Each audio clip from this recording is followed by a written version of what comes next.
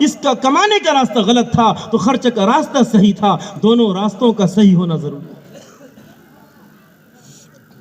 دونوں راستوں کا صحیح ہونا ضروری ہے. میرے بھائیوں، وہ اللہ جس اللہ نے ہماری آپ کی تعریف کرنے کے لیے 4 دفعہ قسمیں کھائی ہے. 3 کی قسم، زیتون کی قسم، سنین پہاڑ کی قسم اللہ تعالیٰ نے کھائی ہے، جبکہ میرے اللہ کو 1 دفعہ بھی قسم کھانے کی ضرورت نہیں ہے. اس اللہ نے قسمیں کھا کر آپ کے بارے میں کہا ہے لَقَدْ خَلَقْنَا الْإِنسَانَ فِي أَحْسَنِ تَقْوِيمٍ. میں نے انسان کو بہت اچھے سانچے میں ڈھالا ہے، میں نے انسان کو بہت اچھا بنایا ہے. کیا میری اچھائی یہی ہے جو میں آج کر رہا ہوں؟ میری اچھائی یہی ہے جو میں آج کر رہا ہوں؟ یہ میری اچھائی نہیں ہے. سنیے قرآن کیا کہتا ہے، ثم رددناہ اسفل سافلین. اگر یہ انسان اللہ کے حکم نبی کے طریقے سے منہ موڑے گا، یہ کتوں سے خنزیر سے زیادہ بدتر ذلیل ہو جائے گا. اسفل سافلین اللہ نے کہا ہے، اسفل سافلین وہاں نیچے لے جا کر گرا دے گا، اس کو کوئی بلندی دینے والا نہیں. میرے بھائیوں، ابو بکر کا نام تو سنا ہے آپ لوگوں نے رضی اللہ تعالیٰ عنہ. عمر کا نام تو سنا ہے آپ نے رضی اللہ تعالیٰ عنہ. کیا عمر سے بھی بڑے رعب والا آدمی کوئی ہمارے سماج میں ہے؟ جس عمر کا رعب آج نہیں قیامت تک عمر کا رعب رہے گا، باطلوں کے دل و دماغ پر، شیطان کے دل و دماغ پر غالب رہے گا. یہ عمر کون ہے؟ جس عمر کے لیے میرے نبی نے دعا مانگی تھی پنجشنبہ کی رات میں، اے اللہ ابو جہل یا عمر میں سے جو تجھے پسند ہو انہیں اسلام دے کر اسلام کو عزت عطا فرما. میں یہ بات کسی وجہ سے کہنا چاہتا ہوں، آج ہمارے قوم کے سربراہ بگڑے ہیں جس کی بنیاد پر اس کے نیچے چلنے والے محکوم بگڑے ہیں. اگر آج ہمارے قوم کے سربراہ کوئی عمر جیسا بنے، کوئی عثمان جیسا بنے، کوئی حضرت علی جیسے بنے، کوئی عمر بن عبدالعزیز جیسے بنے، تو محکوم بھی کوئی سعید بن مسیب جیسے بنے. تو بھائی باپ شرابی ہو اور باپ چاہے کہ میرا بیٹا قطب بن جائے، بنے گا؟ نہیں بنے گا نا. ٹیپو سلطان سے انگریز نے پوچھا تھا، اے ٹیپو تو یہ بتا تیرے فاتح ہونے کی وجہ کیا ہے؟ ٹیپو نے یہ جملہ کہا تھا، میرے فاتح ہونے کی وجہ یہ ہے میری ماں نے کبھی مجھے بغیر وضو کے دودھ نہیں پلایا. پوچھو اپنی ماں بہن سے، ہم اپنی ماں بہن سے، کیا آپ مجھے جب دودھ پلاتے ہیں تو وضو تو دور کی بات ہے جسم کی پاکی بھی حاصل ہوتی ہے؟ کیا نماز کے سجدے بھی ہم کبھی کرتے؟ قرآن کہتا ہے وَقَرْنَ فِي بُيُوتِكُنَّ وَلَا تَبَرَّجْنَ تَبَرُّجَ الْجَاهِلِيَّةِ الْأُولَى وَأَقِمْنَ الصَّلَاةَ وَآتِينَ الزَّكَاةَ وَأَطِعْنَ اللَّهَ وَرَسُولَهُ. میں ان چودھری لوگوں کو کیسے سمجھاؤں؟ کل تک تو غریبی تھی، کل تک فقیری تھی. جب انڈیا سے لوگ نیپال میں آئے تھے تو ایک لنگی کرتا لے کر آئے تھے. آج کما کور کر 2-4 روپیہ ہو گیا تو یہ خدائی دعویٰ کرنا شروع کر. ہمارے اساتذہ فرمایا کرتے تھے رحمت اللہ علیہ کہ اپنے پچھلی زندگیوں کو یاد کیا کرو، وہ غریبی کو یاد کرو. جب لوگ باجرے کی روٹی کھاتے تھے، جب رنگی ہوئی لنگی پہنتے تھے، آج اللہ نے مال دیا ہے تو کیا عیاشی کرنے کے لیے؟ میری ماں بہنوں سے میں پوچھنا چاہتا ہوں، آپ اسلام کی وہ شہزادی ہیں، اسلام کی سب سے پہلی شہادت اگر کسی کی ہوئی ہے تو ایک عورت کی. وہ عورت حضرت سمیہ رضی اللہ تعالی عنہ تھی. وہ ایک ماں بہن وہ بھی تھی. عطا اللہ شاہ بخاری رحمت اللہ علیہ جب اپنے گھر پہنچے ہیں، ان کی بیوی اور بیٹی نے کنڈی لگا لی اور کہا اے عطا اللہ تجھے شرم نہیں آتی، نبی کا دین مٹ رہا ہے اور تم گھر آ گئے. عطا اللہ شاہ بخاری رحمت اللہ علیہ وہیں سے اپنے کام پر چلے گئے اور گھر واپس نہیں لوٹے. ہم لوگوں نے دین صرف کس کو سمجھا ہے معلوم؟ نماز پڑھنے کو، تبلیغ جماعت پہ جانے کو، مدرسہ پڑھانے کو دین سمجھا ہے. اس کے علاوہ ہم دین جانتے ہی نہیں. جانتے؟ مسلمانوں کا پخانا پھرنا بھی دین ہے، مسلمانوں کا سونا بھی عبادت ہے، مسلمانوں کا کھانا بھی عبادت ہے، مسلمانوں کی ہر وہ چیز عبادت ہے جس کا حکم قرآن حدیث نے دیا ہے. کیا کھیتی کرنا عبادت نہیں ہے؟ دکان کرنا عبادت نہیں ہے، حکومت کرنا عبادت نہیں ہے، لیکن وہ حکومت عبادت ہے جس حکم میں اللہ کی اطاعت، رسول کی اطاعت ہو. اگر حکومت میں اللہ کی اطاعت، رسول کی اطاعت نہیں ہے، یہ حکومت عبادت تو دور کی بات ہے، یہ عذاب بن کر کے ماتھے پر رہ جائے. ایک بادشاہ وقت وہ بھی تھے عمر رضی اللہ تعالی عنہ، مدینے کی گلیوں میں گشت کر رہے ہیں. گھر سے آواز آتی ہے کہ دودھ میں پانی ملا دو. ایک غریب گھر کی لڑکی کہہ رہی ہے کہ دودھ میں پانی ملانے کو امیر المومنین نے منع کیا ہے. ماں کہتی ہے کہ امیر المومنین تو یہاں نہیں ہے نا. کیا کہتی ہے وہ غریب گھر کی بچی؟ امیر المومنین نہیں ہے تو امیر المومنین کا اللہ تو دیکھ رہا ہے. کیا آج ایسی بیٹیاں بھی گھروں میں موجود ہیں؟ مسلمانوں، آپ بیٹیوں کو یا بیٹوں کو انجینئر ضرور بنائیے، IAS IPS بنائیے، MBBS کرائیے، لیکن محمدی ہونے کے ناطے سب سے پہلے اسلام کے ارکان کو سکھائیے، ورنہ یہی مسلمان بچے مرتد ہو جائیں گے. آج ان جگہوں پر اسلام کے لٹیرے بیٹھے ہیں کہ نہیں ہے؟ کوئی سر پر ہاتھ رکھنے والا نہیں ہے، اس امت کے ماتھے پر کوئی ہاتھ رکھنے والا نہیں ہے. یہ نبی کی امت آج یتیم ہو گئی. پوری کی پوری بستی میں ایک عورت بھی اس طرح نہیں ملتی. بعض علاقوں میں نہیں، اکثر علاقوں میں جہاں کوئی مسلمان عورت کا انتقال ہو جائے تو جنازے کا غسل بھی صحیح سے دے سکتے. کیوں بھائی، ہے کہ نہیں؟ ایک عورت کا انتقال ہو جائے تو کوئی مسلمان عورت سنت کے مطابق ان کو غسل بھی دے سکتے. دل و دماغ سے قرآن و حدیث کی عظمت کو ہم نے نکالا ہے. پہلے مدرسے والوں کے خلاف بغاوت کو بھرا ہے ہم نے. بعض لوگ یہ کہتے ہیں مدرسے نے نہیں کھولا، اس نے، انہوں نے دکان کھول لی ہے. میں ان بیچاروں سے پوچھنا چاہتا ہوں، آگے دیکھو مدرسے میں یہ دکان ہے کہ کوئی دینی ادارہ ہے کہ امت کے لیے مٹانے کا کوئی صلاحیت جذبہ بھی چاہیے. آپ بھی دکان کھول کے دیکھو یہ دکان ہے کہ کچھ اور ہے. اللہ کے واسطے مسلمانوں کو ایسی بات نہیں کرنی چاہیے. ان بعض ظن اسم ولا تجسسوا ولا یغتب بعضکم بعضا. اللہ تعالیٰ نے گمان کو صحیح کرنے کا حکم دیا ہے، تجسس کرنے سے منع کیا ہے. آپ اداروں میں آئیے، آ کے دیکھیے اداروں میں کیا ہو رہا ہے. دکانیں کھولے ہوئے ہیں یا مارکیٹنگ چل رہا ہے یا کوئی مال کھلا ہوا ہے یا قال اللہ تعالیٰ قال رسول اللہ کے لیے اپنے آپ کو گلیوں میں جا کے ذلیل کر رہے ہیں. جب ایک مدرسے کے مولوی صاحب چندہ کرنے جاتے ہیں تو اس وقت میں ان سے زیادہ ذلیل آدمی دنیا میں کوئی نہیں مانا جاتا. سمجھ رہے نا؟ اگر وہ صحیح ہیں لیکن تب بھی سامنے والا سمجھتا ہے کہ آ گیا ڈکیت جیب کاٹنے کے لیے. قربان جاؤ ان علماء کرام پر. اگر اس زمانے میں دینی ادارے نہ ہوتے، ہمارے باپ کے جنازے پڑھانے کے لیے کون جاتے؟ میری بیٹی کا نکاح کون پڑھاتا؟ کیوں بھائی؟ کس سے نکاح پڑھواتے؟ کس سے جنازہ پڑھواتے؟ فاتحہ کس سے کرواتے؟ مدرسوں کی بغاوت، مسجدوں کی بغاوت نہ کیجیے. اللہ کے گھر میں بغاوت، مسجد کے صدر سیکریٹری بننے میں بغاوت، متولی بننے میں بغاوت، ممبر بننے میں بغاوت. ارے اللہ کے گھر میں کیا بغاوت؟ متولی تو اس کو بنا دو جو مسجد کی حفاظت کر سکے، جو مسجد کی دیکھ بھال کر سکے. مدرسے کی ذمہ داری اس کو سونپ دو جو مدرسے کے لیے اپنی جائیداد اولاد کو قربان کر سکے. مجھے افسوس لگتا ہے اس پیارے نبی کی پیاری امت پر. یہ کہاں کہاں الجھے ہوئے ہیں، یہ الجھے ہوئے کہاں کہاں ہیں. ان کے سامنے حقیقت کچھ نہیں ہے. ایک بھی شخص کوئی بتا دے میری زندگی کا مقصد کیا ہے، نہیں معلوم. ہر ایک الجھے ہوئے ہیں. مسلمان کے گھر میں شادی ہوتی ہے تو مولوی صاحب جب نکاح پڑھانے جاتے ہیں تو پوچھتے ہیں کہ آپ کی بیٹی کا مہر کتنا ہے؟ تو کہتے ہیں کہ 7.5 بھر سونا. تو 7.5 بھر سونا کی قیمت آپ سمجھتے ہیں اس وقت میں کتنا ہے؟ 7.5 بھر سونا کی قیمت اس زمانے میں 10 لاکھ سے زیادہ ہے. جس لڑکے سے میں نکاح پڑھا رہا ہوں، آپ اس لڑکے سے پوچھئے کہ تیری حیثیت 10 لاکھ کی ہے کہ 10,000 کی ہے کہ 10 روپیہ کی ہے. ہمارے لوگوں کی نیت خراب ہونے کی وجہ سے، میں توجہ چاہتا ہوں، ہمارے لوگوں کی نکاح پڑھانے والے ذمہ داروں کی نیت خراب ہونے کی وجہ سے آج نکاح ہوتا ہے کل طلاق ہو جاتی ہے. آج نکاح ہوتا ہے کل طلاق ہو جاتی ہے. آج سے 10 سال 15 سال پہلے آپ تاریخ اٹھا کر دیکھیے، اتنی طلاقیں ہوتی تھی جتنی طلاقیں اس زمانے میں ہو رہی ہیں.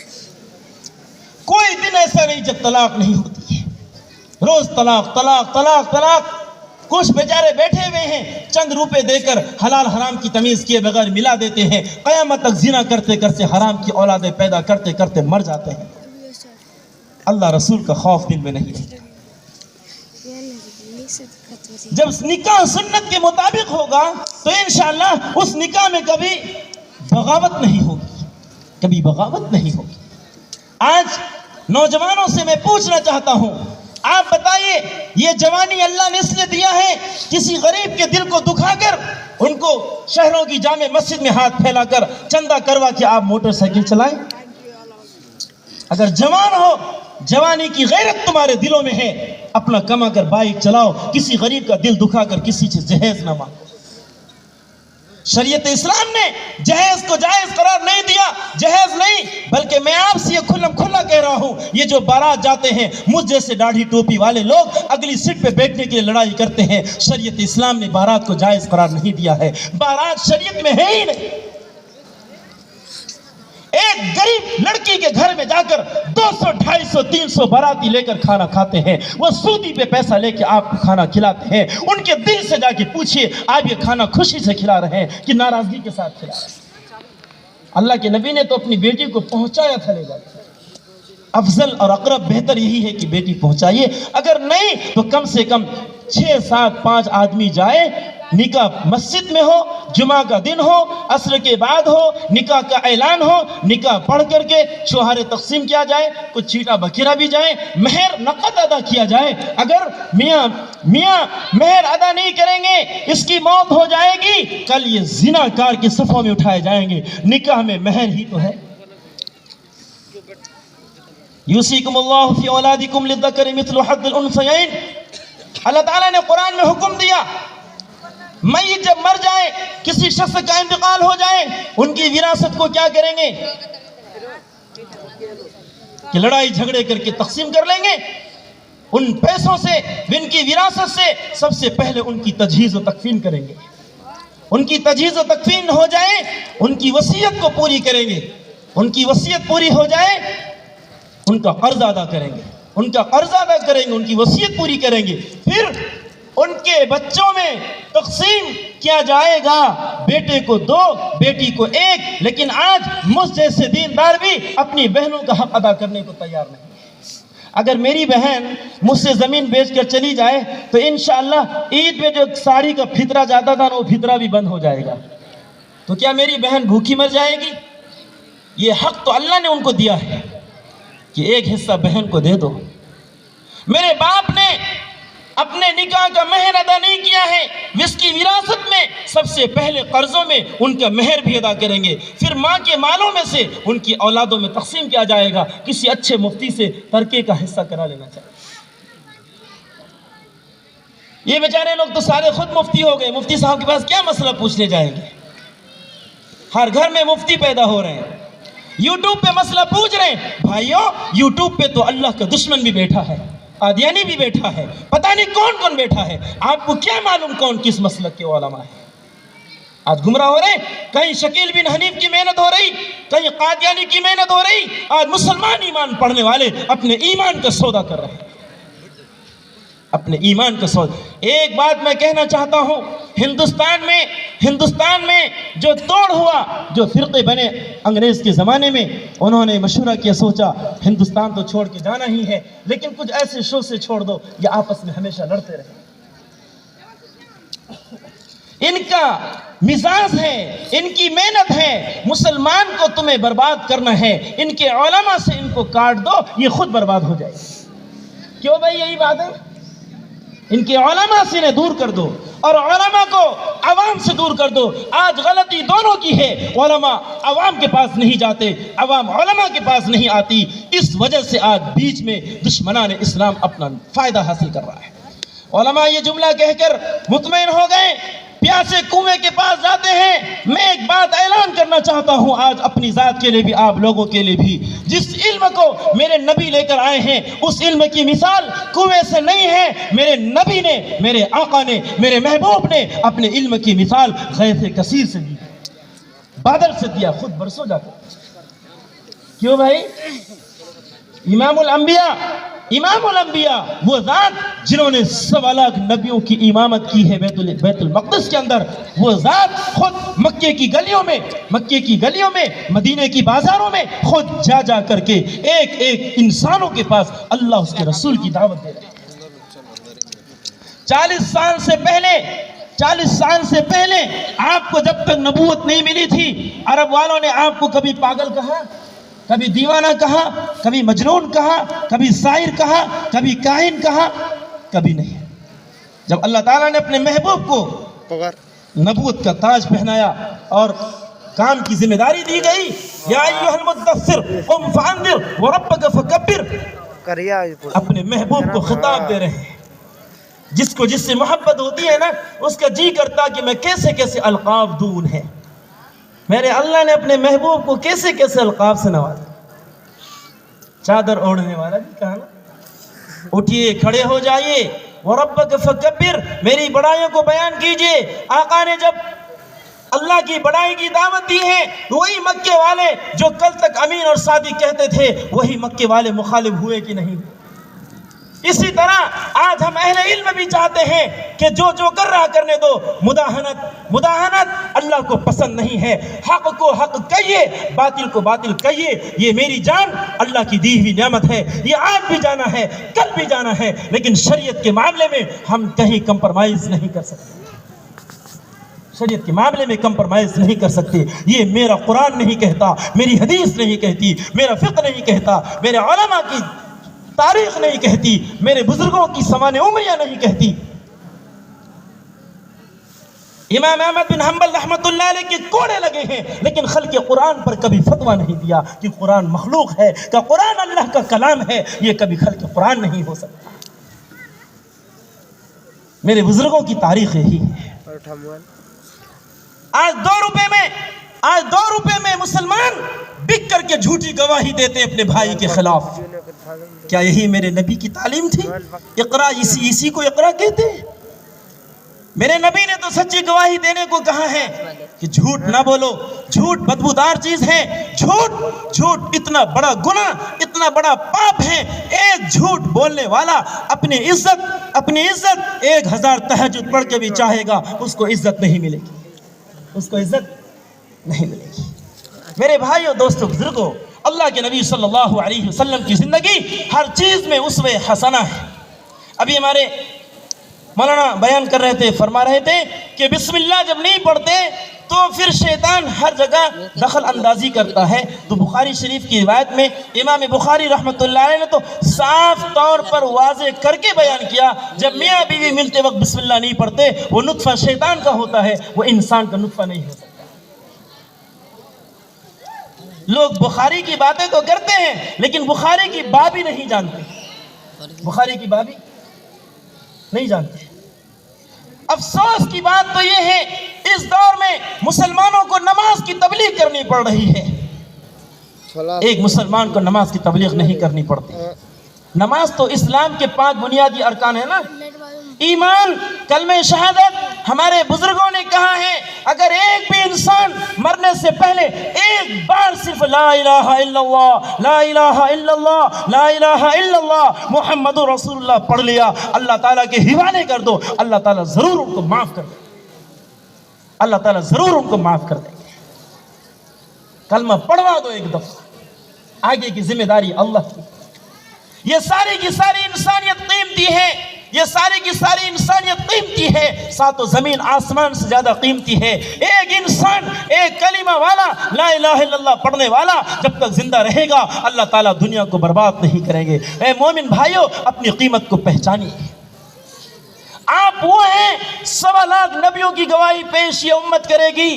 جب پچھلے نبی کی تبلیغ کی گواہی کی باری آئے گی، ان کی قوم جھٹلائے گی، یا اللہ مجھے کسی نے تبلیغ نہیں کیا تھا۔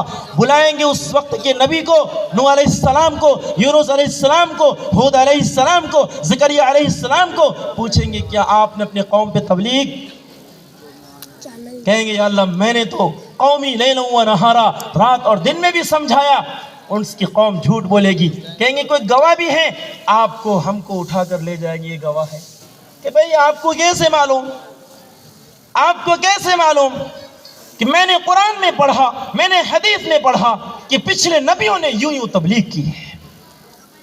میرے بھائیو، دوستو، بزرگوں، اپنے نبی محمد صلی اللہ علیہ وسلم کی ذات اقدس کا کم سے کم ہم لوگ خیال کریں کہ ذات اقدس نے ہمیں اس دین کو پہنچانے کے لیے کون کون سی قربانیاں تھی جو آپ نے پیش نہیں کی۔ میں ایک بات پورے مکمل دین کے معاملے بات کہنا چاہتا ہوں کہ 1.25 لاکھ نبیوں کی قربانیاں، 1.25 لاکھ نبیوں کی قربانیاں ایک طرف، اللہ کے نبی نے فرمایا اس دین کے لیے، دعوت حق کے لیے جتنا مجھے ستایا گیا کسی نبی رسول کو نہیں ستایا۔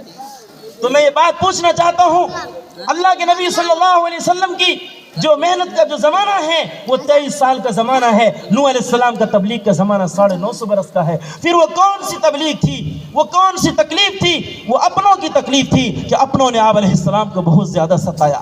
آپ بھی ہم بھی جب شادی میں رواج کے خلاف انگلی اٹھائیں گے، قوم کے سربراہ، قوم کے پردھان، قوم کے پرتینیدھی، قوم کے علماء، قوم کے امام، قوم کے محدثین، قوم کے طلباء جب بدعت کے خلاف، شرک کے خلاف، رواج کے خلاف اپنے آپ کو میدان میں لائیں گے، یہ لوگ آپ کو چھوڑیں گے نہیں، یہ پھولوں کا ہاروں کا استقبال نہیں کریں گے، بلکہ یہ آپ کو پاگل کہیں گے، یا آپ کو مجنون کہیں گے، یا آپ کو ساحر کہیں گے۔ لیکن فَإِذَا عَزَمْتَ فَتَوَكَّلْ عَلَى اللَّهِ إِنَّ اللَّهَ يُحِبُّ الْمُتَوَكِّلِينَ۔ آپ جس چیز کا عزم کر لیجئے اس چیز پر جم جائیے، اللہ تعالیٰ کی مدد آئے گی۔ اللہ تعالیٰ ایسے لوگوں کو محبوب رکھتے ہیں۔ میں اس مجمع سے چند باتوں کی نیت کرانا چاہتا ہوں۔ پہلی نیت، یہ سارا مجمع، نوجوان بھی بوڑھے بھی، ایک بات بول دیتا ہوں میں، جہیز نوجوان نہیں لیتے، جہیز عورتیں لیتی ہیں۔ کون لیتی ہے؟ عورتیں لیتی ہیں۔ ہمارے مولوی صاحب لوگ ماشاءاللہ سارا گناہ کا جو بھنڈا پھوڑتے ہیں نوجوانوں پر، لیکن جہیز اگر عورتیں قسم کھا لیں مجھے بیٹے کی شادی میں جہیز نہیں لینا، انشاءاللہ کوئی طاقت نہیں ہو سکتی جو جہیز لے۔ یہ جہیز کے مالک، بیٹیوں کے زہر کھا کر مرنے کے مالک، بیٹیوں کے پھانسی لے کر مرنے کا مالک، بیٹیوں کے جل کر مرنے کا مالک ہمارے گھر کی عورتیں ہیں، ہمارے گھر کی عورتیں ہیں۔ اگر بیٹا دیندار ہے، وہ یوں کہہ رہا امی میں جہیز نہیں لوں گا، بغیر جہیز کی شادی کروں گا۔ اگر بہو کو لے بھی آتے ہیں نا گھر والے، اس قدر تانے دیتے ہیں گھر والے، مثالیں پیش کرتے ہیں، ارے بابو وہ جو شادی ہوئی نا عبداللہ کی، تو اس کی شادی میں وہ فریج آیا جو چائنا میں بھی نیا بنا ہے۔ کیا مطلب ہے اس کا؟ نیا بنا کہ پرانا بنا، آپ کو اس سے کیا مطلب ہے؟ وہ جو فتح خان کے بیٹے کی شادی ہوئی نا، اس کی شادی میں، اس کے نکاح میں، اس کے جہیز میں 2 پہیہ کا موٹر سائیکل آیا ہے۔ تو بھائی موٹر سائیکل تو 2 ہی پہیہ کا ہوتا ہے، 4 کا تو ہوتا نہیں۔ تو آپ کو کیا مطلب 2 پہیہ کا ہے کہ 4؟ آپ مطلب سمجھ رہے ہیں؟ یہ مثال کا مطلب یہ ہے کہ تم نے بغیر پہیہ والی لڑکی کیوں لائے؟ اب بھائی 2 پہیہ کا موٹر سائیکل ہوتا ہے تو لڑکیوں کے بھی تو 2 ہی پیر ہوتے ہیں نا، تو یہ والا پہیہ نہیں چاہیے آپ کو؟ کون سا پہیہ چاہیے؟ تو لکڑی کا پہیہ بنا کے دے دیجئے، اس میں ٹائر 2 لگا کے ہوا بھر دیجئے اور بہو کے پیروں میں لگا دیجئے، کہیے چلو یہ پہیہ میں گاڑی آ گئی۔ یہ ہیں ہمارے عورتوں کی مزاج۔ شیخ نے لکھا ہے عورت وہ ذات ہے، اگر یہ چاہے تو گھر کو جنت بنا دے، اگر یہ چاہے تو گھر کو جہنم بنا دے، جس کا نام ہے عورت۔ اگر یہ چاہے چور کو قطب بنا دے، اگر یہ چاہے شرابی کو ولی بنا دے، اگر یہ چاہے تو ولی کو شرابی بنا دے، جس کا نام ہے عورت۔ اللہ تعالیٰ نے ان میں خوبی دیا ہے، اللہ تعالیٰ نے ان میں خوبیاں بھر کے رکھا ہے۔ میں قصہ سناتا ہوں، سنیے۔ ایک کھیت کے کنارے میں ایک خوبصورت حسین جمیل لڑکی ظاہر ہوئی، بہت خوبصورت۔ ایک کسان بیچارہ بھوکرا کا رہنے والا کوئی کسان اپنے کھیت میں دھان لگا رہے تھے۔ وہ لڑکی نے کہا چاچا جان میں آپ سے شادی کرنا چاہتی ہوں۔ چاچا میاں تو خوش ہو گئے، کہا کیوں نہیں، میں تو تیار ہوں، اتنی خوبصورت لڑکی ملے اور انکار کرے کوئی ہو سکتا ہے؟ کہا چلو بغل میں مدرسہ ہے، مولوی صاحب سے جا کے نکاح پڑھا لیتے ہیں۔ دونوں خوش ہو کے مولوی صاحب کے پاس نکاح پڑھانے آئے۔ لڑکی کی خوبصورتی ایسی تھی، مولوی صاحب کی نیت خراب ہو گئی۔ मौलवी साहब ने कहा कि भाई किसान साहब आप चलिए यहाँ से, ये तो मौल बन के मेरे घर में रहेगी, ये मेरे साथ दूर दराज तबलीग करने जाएगी, इससे निकाह मैं कर लेता हूँ। किसान बेचारा जाहिल था, और जाहिल हट धर्म होता है थोड़ा सा, वो जल्दी समझता नहीं। कहा नहीं मानूंगा मौलवी साहब, आप मौलवी हैं अपनी जगह है, लेकिन लड़की तो मेरे पास आई थी ना। कहा नहीं होगा, चलिए काजी के पास चलते हैं, काजी साहब जो फैसला करेंगे वही होगा। काजी साहब के पास दोनों पहुंचते हैं। अल्लाह भला करे, काजी साहब की भी नीयत खराब हो गई। कहा रे बेवकूफ, तुम दोनों हटो, ये शहर की काजन बन के रहेगी। तीनों में हो गया झगड़ा। लड़की बेचारी चुपचाप खड़ी सुन रही थी कि मैदान करबला में शहादत किसकी होगी वो तो वक्त ही बताएगा। ए नौजवानों, आप मुहर्रम के लाठी खेल के करबला के मैदान का हक अदा करते हैं। किसने कहा शरीयत में मुहर्रम में लाठी खेलना है? मेरे नबी के नवासे ने जाने दे करके मुहर्रम के 10वीं तारीख को करबला के मैदान को जिंदा किया है। ए नौजवानों, इस्लाम के चहीते नौजवानों, आप पर इस्लाम ने कुछ अरकान नाफिज किया है, आप उस पर आ जाइए, आपको दुनिया की कोई ताकत उंगली नहीं उठा सकती है। काजी साहब में, मौलवी साहब में, किसान में झगड़ा हो गया। क्या बात नहीं बनेगी, चलो बादशाह के पास चलते हैं, बादशाह सलामत फैसला करेंगे। उस जमाने के बादशाह तो बड़े अय्याश होते थे। बादशाह के दरबार पे पहुंचे तो बादशाह ने वजीरों को कहा, इन तीनों गुलामों को पकड़ो और इनको शहर से दरबदर कर दो। लड़की को पकड़ के लाओ, ये मेरी बादशाहत में रानी बन के रहेगी। चारों में हो गया झगड़ा। किसान बेचारा था पक्का जाहिल, उसकी कुछ समझ में आई नहीं, कौन है मौलवी साहब, कौन है काजी साहब, कौन है बादशाह साहब। कहा नहीं जी नहीं मानूंगा, बिल्कुल नहीं, जान तो दे दूंगा लेकिन शादी में ही करूंगा।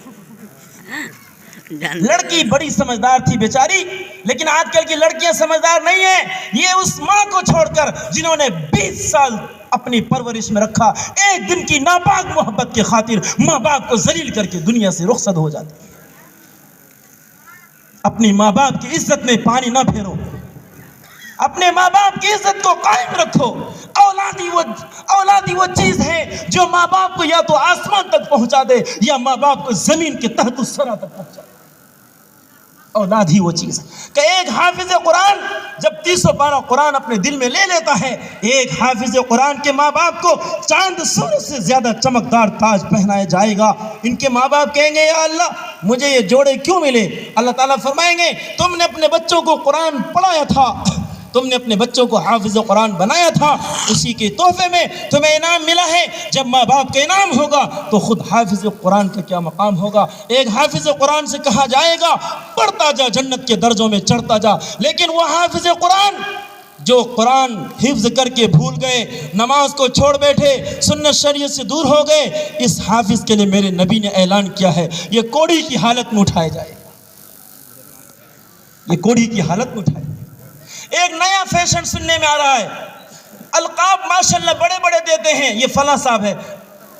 आप नमाज पढ़ते हैं हजरत? वो बस मैं क्या बताऊं, इतना बिजनेस में मशगूल हो गया हूं कि बस हाय हाय मैं क्या बताऊं। आप तो अलकाब में माशाल्लाह मुझे खुशी हुई, लेकिन अहकाम खुदाबंदी को आप किस मुंह से तोड़ रहे हैं? मुफ्ती साहब ये हाजी साहब हैं। मैंने कहा भाई हज तो कहीं नजर नहीं आ रहा, न दाढ़ी न लिबास न नमाज, ये कौन सा हज है?